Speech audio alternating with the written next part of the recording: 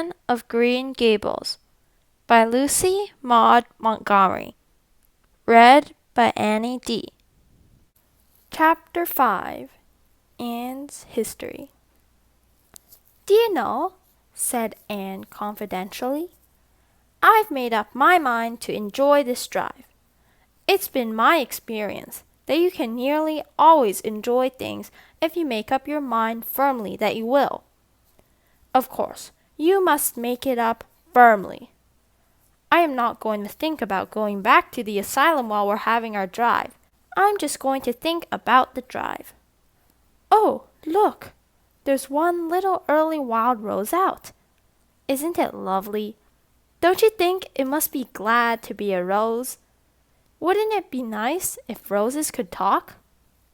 I'm sure they could tell us such lovely things. And isn't pink the most bewitching color in the world?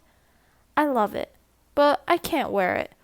Red-headed people can't wear pink, not even in imagination.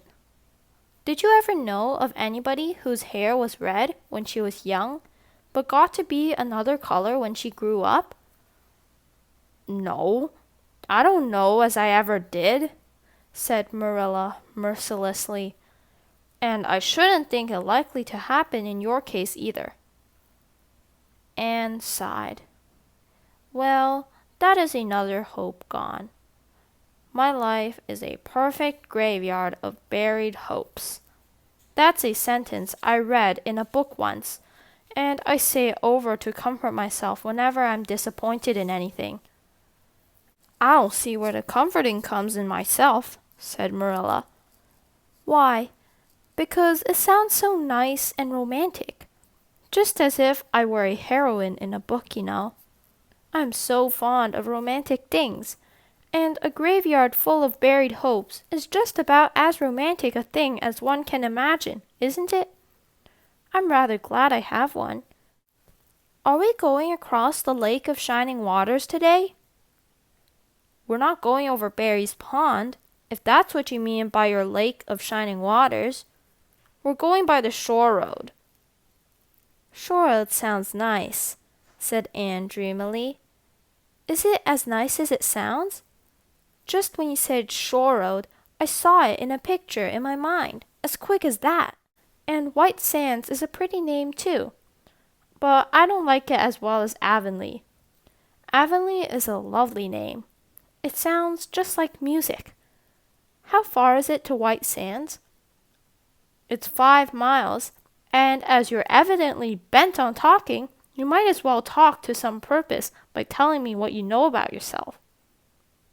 "Oh, what I know about myself isn't really worth telling," said Anne eagerly. "If only you'll let me tell you what I imagine about myself, you'll think it ever so much more interesting." "No, I don't want any of your imaginings. Just you stick to bald facts. Begin at the beginning. Where were you born and how old are you?" "I was 11 last March," said Anne, resigning herself to bald facts with a little sigh. "And I was born in Bolingbroke, Nova Scotia. My father's name was Walter Shirley, and he was a teacher in the Bolingbroke High School. My mother's name was Bertha Shirley. Aren't Walter and Bertha lovely names? I'm so glad my parents had nice names. It would be a real disgrace to have a father named, well, say Jedediah, wouldn't it?" "I guess it doesn't matter what a person's name is as long as he behaves himself," said Marilla, feeling herself called upon to inculcate a good and useful moral. "Well, I don't know." Anne looked thoughtful.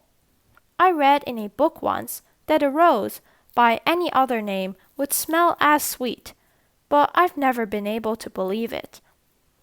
I don't believe a rose would be as nice if it was called a thistle or a skunk cabbage. I suppose my father could have been a good man, even if he had been called Jedediah, but I'm sure it would have been a cross. Well, my mother was a teacher in the high school too, but when she married father she gave up teaching, of course. A husband was enough responsibility. Mrs. Thomas said that they were a pair of babies and as poor as church mice. They went to live in a teeny-weeny little house in Bolingbroke. I've never seen that house, but I've imagined it thousands of times. I think it must have had honeysuckle over the parlor window, and lilacs in the front yard, and lilies of the valley just inside the gate. Yes, and muslin curtains in all the windows. Muslin curtains give a house such an air. I was born in that house. Mrs. Thomas said I was the homeliest baby she ever saw. I was so scrawny and tiny, and nothing but eyes. But that mother thought I was perfectly beautiful. I should think a mother would be a better judge than a poor woman who came in to scrub, wouldn't you? I'm glad she was satisfied with me anyhow. I would feel so sad if I thought I was a disappointment to her. Because she didn't live very long after that, you see. She died of fever when I was just 3 months old. I do wish she lived long enough for me to remember calling her mother. And I think it would be so sweet to say mother, don't you? And father died 4 days afterwards from fever too. That left me an orphan, and folks were at their wits' end, so Mrs. Thomas said, what to do with me. You see, nobody wanted me even then. It seems to be my fate. Father and mother had both come from places far away, and it was well known they didn't have any relatives living. Finally, Mrs. Thomas said she'd take me, though she was poor and had a drunken husband. She brought me up by hand. Do you know if there's anything in being brought up by hand that ought to make people who are brought up that way better than other people? Because whenever I was naughty, Mrs. Thomas would ask me how I could be such a bad girl when she had brought me up by hand, reproachful-like. Mr. and Mrs. Thomas moved away from Bolingbroke to Marysville, and I lived with them until I was 8 years old. I helped look after the Thomas children. There were 4 of them younger than me, and I can tell you they took a lot of looking after.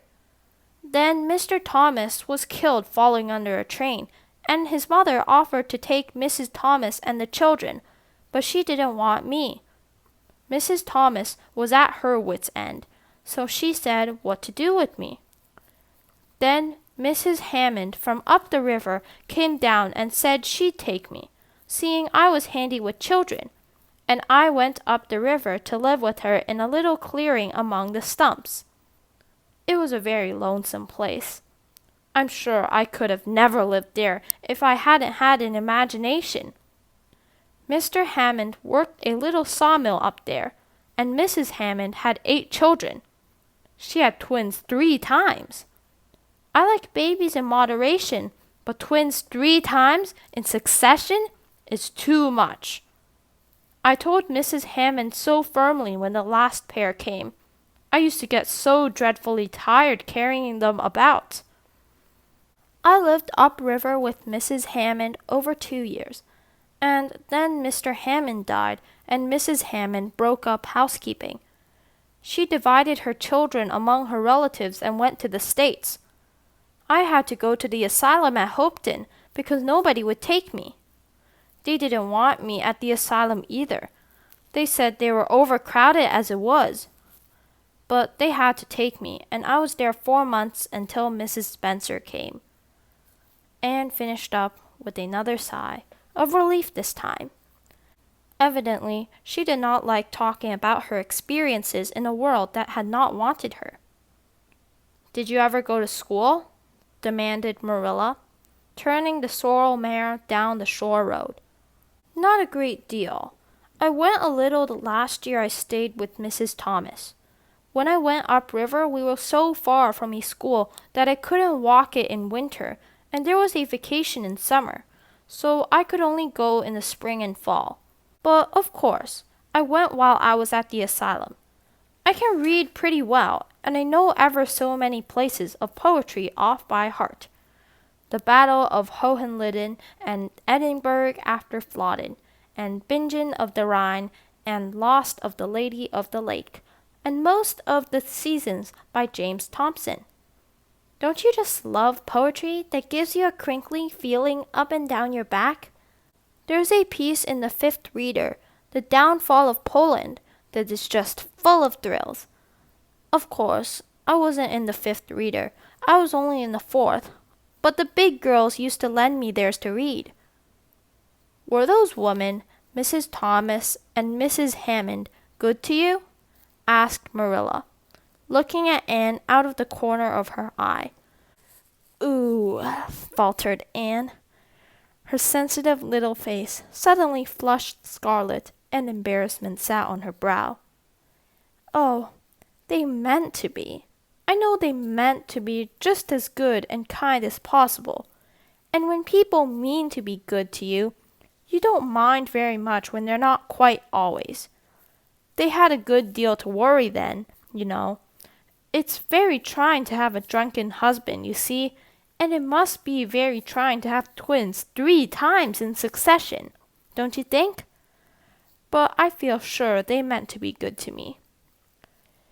Marilla asked no more questions. Anne gave herself up to a silent rapture over the shore road, and Marilla guided the sorrel abstractedly while she pondered deeply. Pity was suddenly stirring in her heart for the child. What a starved, unloved life she had had, a life of drudgery and poverty and neglect. For Marilla was shrewd enough to read between the lines of Anne's history and divine the truth. No wonder she had been so delighted at the prospect of a real home. It was a pity she had to be sent back. What if she, Marilla, should indulge Matthew's unaccountable whim and let her stay? He was set on it, and the child seemed a nice, teachable little thing. She's got too much to say, thought Marilla, but she might be trained out of that. And there's nothing rude or slanging in what she does say. She's ladylike, and it's likely her people were nice folks. The shore road was woodsy and wild and lonesome. On the right hand, scrub firs, their spirits quite unbroken by long years of tussle with gulf winds, grew thickly. On the left were the steep red sandstone cliffs, so near the track in places that a mare of less steadiness than the sorrel might have tried the nerves of the people behind her. Down at the base of the cliffs were heaps of surf-worn rocks, or little sandy coves inlaid with pebbles as with ocean jewels. Beyond lay the sea, shimmering and blue, and over it soared the gulls, their pinions flashing silvery in the sunlight. "Isn't the sea wonderful?" said Anne, rousing from a long, wide-eyed silence. "Once, when I lived in Marysville, Mr. Thomas hired an express wagon and took us all to spend the day at the shore 10 miles away.